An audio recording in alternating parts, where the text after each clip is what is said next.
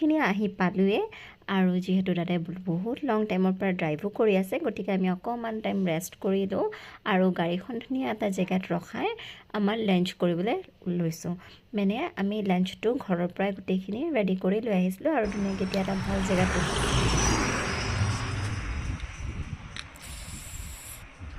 বহুত ঠাণ্ডা একদম গৰমৰ পৰা ডাইৰেক্ট ঠাণ্ডা পাই গৈছোঁ আহি এয়া চিকেন লোকেল ভাত এয়া ভাত ঘৰৰ বনোৱা লোকেল মাংস আৰু এয়া ভিউ আৰু কি লাগে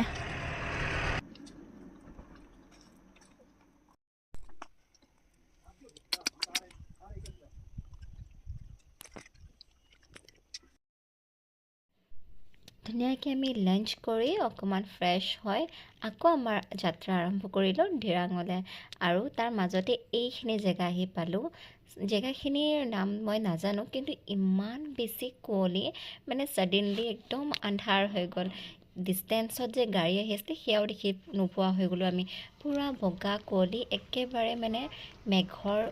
ওপৰত মানে আমি থাকা যেন লাগি আছিলে আৰু ছাইডৰ পৰাতো মানে তলৰ পাহাৰ একো দেখিয়ে পোৱা নাই ইমান ধুনীয়া পূৰা বগা হৈ আছিলে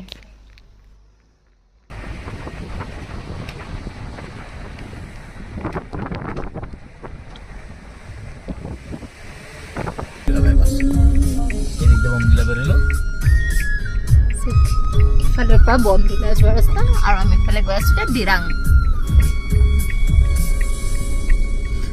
বুম্মাম ঠাণ্ডা আহিছে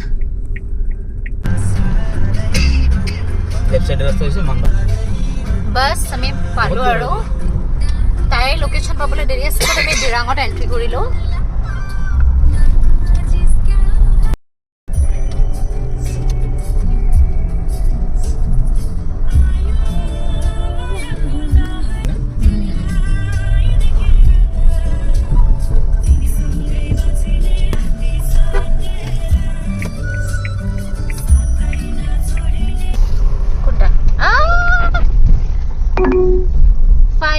Continue for 2 kilometers.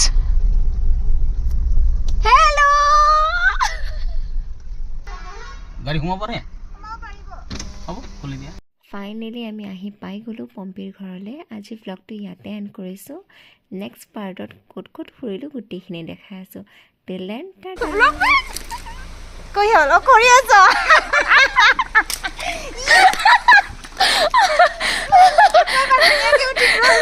ধুনীয়াকৈ